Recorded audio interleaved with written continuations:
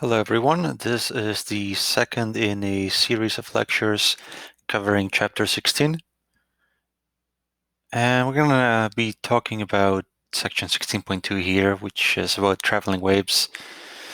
So another sort of simple example of a wave is, imagine taking that rope at the gym and shaking it up and down consistently in a harmonic motion. So you have this nice even pulses.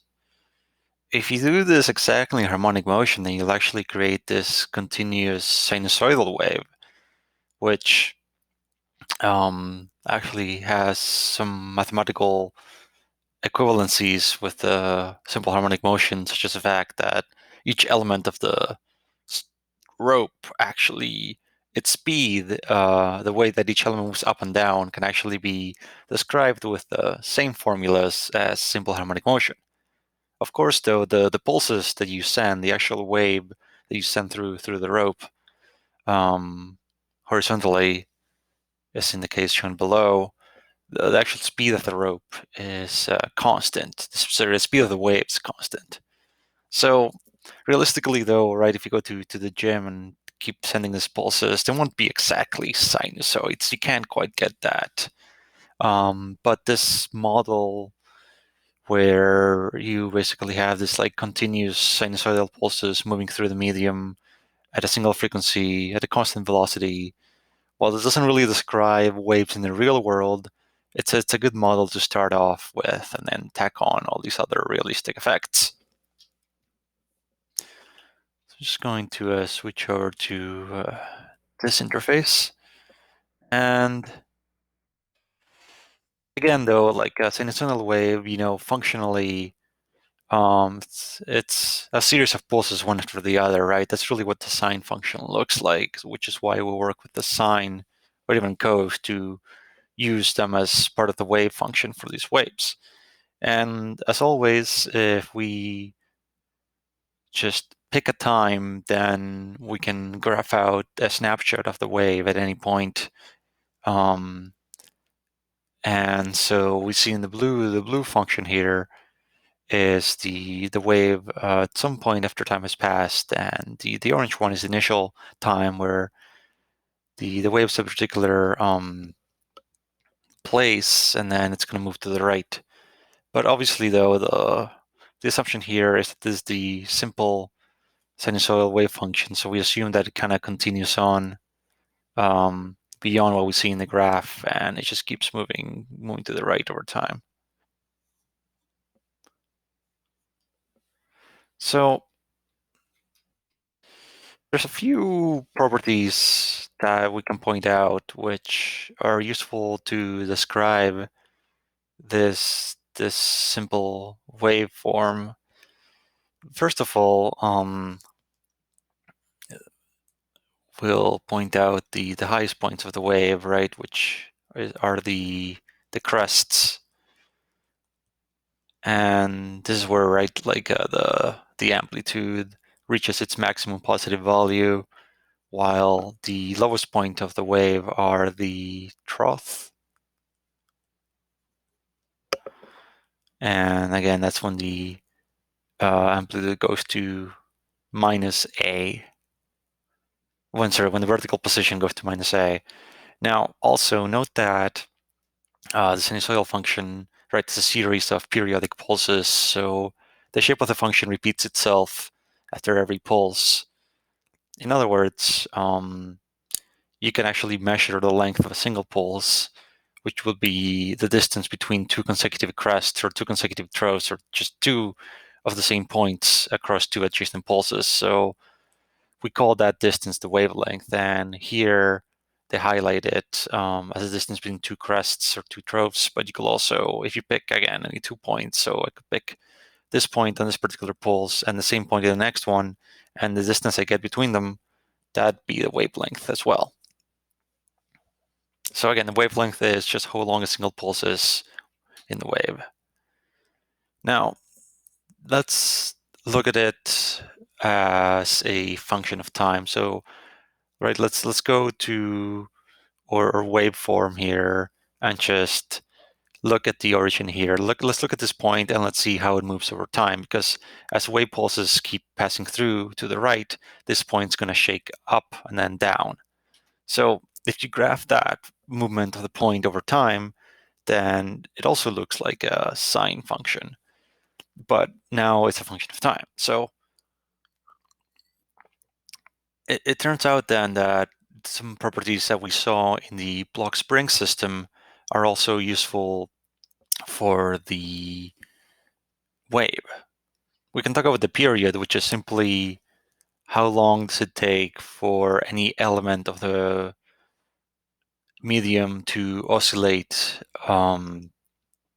back to its equilibrium position, so to complete one full cycle, right? As a pulses pass through each point, they will shake, they displace all the way up and down and then back to equilibrium. So however long that takes is a period of the wave.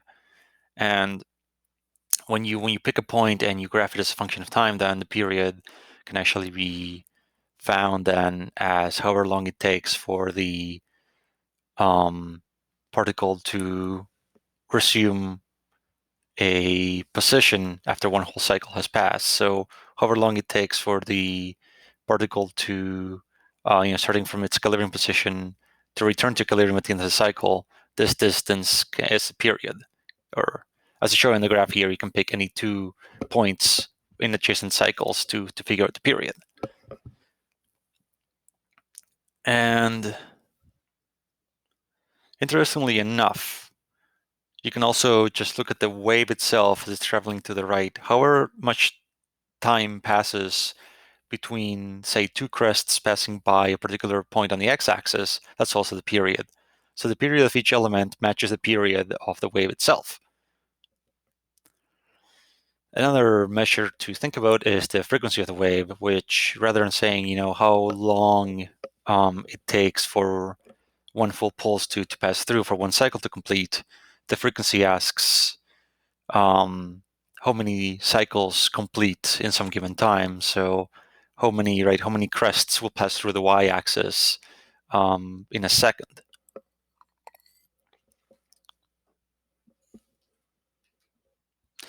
So to get the full picture then of a sinusoidal wave, its wave function is a combination of the position and the time has passed, as well as a phase shift there, which we've seen this phase shift here in simple harmonic motion, and it's just there to account for initial conditions, right? When you're just looking at the origin, it kind of lets you shift the waveform depending on where you start off, whether you start at max amplitude or somewhere in between the equilibrium or max amplitude. That's what the phase shift is really for. Now, again, this is a wave function, so it's all about talking about this vertical displacement from equilibrium as the pulses keep traveling through. So the first term here against the amplitude of the wave, so that's again how big the pulses are, and that also tells you, what's the most that each point will get displaced by. Now, you'll note though that compared to simple harmonic motion, we actually have 2 terms, since the vertical displacement is a function of the horizontal position and time. So recall that for simple harmonic motion, you were only talking about the block, right? The single block moving. So that could be discussed, the position of the block was just a function of time, right? We had, what was it, omega t, and then you had the phase shift. But now, right, it's not just a single block oscillating. Now it's like every element of the every part of this element, every part of this rope is moving up and down. So you have to specify which part of the rope you're looking at, and also at what time. So that's why there's now one more term here for specifying the particular position. But also, the term you haven't seen before is k, which is the wave number. So you may recall omega, which talks about the angular frequency, and that's related to how fast the wave is moving. So this term here basically accounts for the frequency of the wave. while this term here with the wave number essentially accounts for how long the wave, for how long each pulse is, accounts for wavelength. And the relationship is that k here, the wave number, is actually equal to 2 pi divided with the wavelength. So graphically speaking, what kx does is it configures how stretched out or how narrow the pulses are next to each other. Basically, kx is kind of your input for the wavelength, since k is 2 pi lambda, and the bigger the wavelength is, then the more spread apart the pulses will be. So kx accounts for that. And then again, the term omega t, you can think about it kind of like the term vt in kinematics, where it accounts for how the pulses are moving over time. So the faster it moves, the bigger omega is. And omega, again, by definition, is always equal to 2 pi times the frequency and 2 pi over the period. And also the speed of the wave, that only depends on the medium. So you can always calculate that with the frequency times the wavelength of a wave. But because it only depends on the medium, then that means that the wave speed is uniform and constant as the wave moves through. In other words, if the wave speed is constant, that means that a wave with a high frequency, so you can imagine the pulses moving by really fast, would have a small, the wavelength will be very small, so the waves will be really close together, kind of like a slinky that's kind of really compressed. But the other way around, though, since speed's constant, then a wave with a really slow wave with really slow frequency would be like a slinky that's moving to the right while being kind of pulled apart a lot. So that's going to have a big wavelength and a low frequency. But again, this wave then of low frequency, high wavelength will have the same speed as a high frequency, low wavelength wave because they're in the same medium. So speed's basically determined by the medium you're in. And by the way, when I was just referring to the slinky, I was just talking about the slinky to kind of get you to picture how the waves look next to each other. The slinky is not an example of a transverse wave, though. It would become a longitudinal one more easily than a transverse one. So the idea then is that in the same medium, then you can have a high frequency wave. Then in the same medium, would have kind of like small wavelength, but like a high frequency. And so high frequency also means, right, that due to the relationship here between frequency and omega, is that you have a fast angular frequency, which means that the crests, the pulses are moving by really fast. But again, this still has the same sort of wave speed as one that has low frequency, and by consequence has a high wavelength. So it kind of looks like a more stretched out slinky.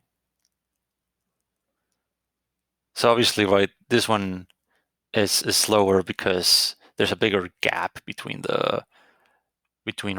each crest, so it takes longer for crests to pass by.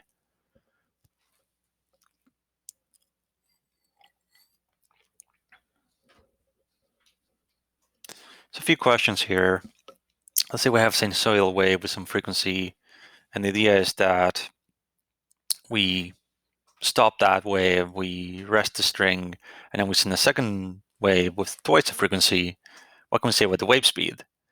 So again, wave speed is determined by the material you're using, and that's not changing. So wave speed only depends on the medium. If you double the frequency, then that will not change the wave speed.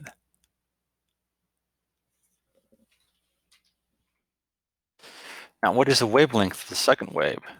So this is the wave with twice the frequency. So again, because the wave speed is constant, and we know that there's then an inverse proportion between the wavelength and the frequency, then we know that if the frequency doubles, then for the speed to remain constant, it must mean then that the wavelength gets cut in half.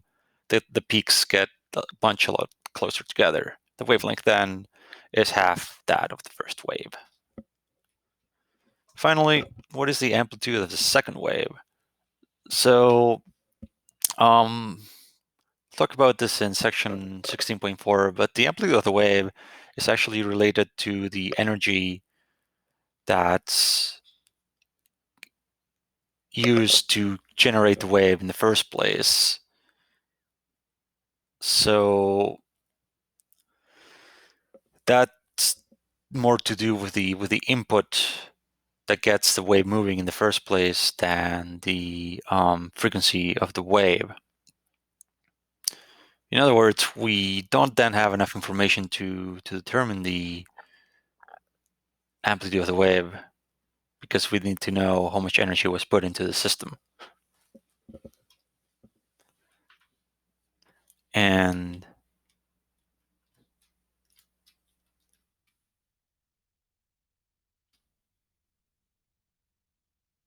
that's all for section 16.2.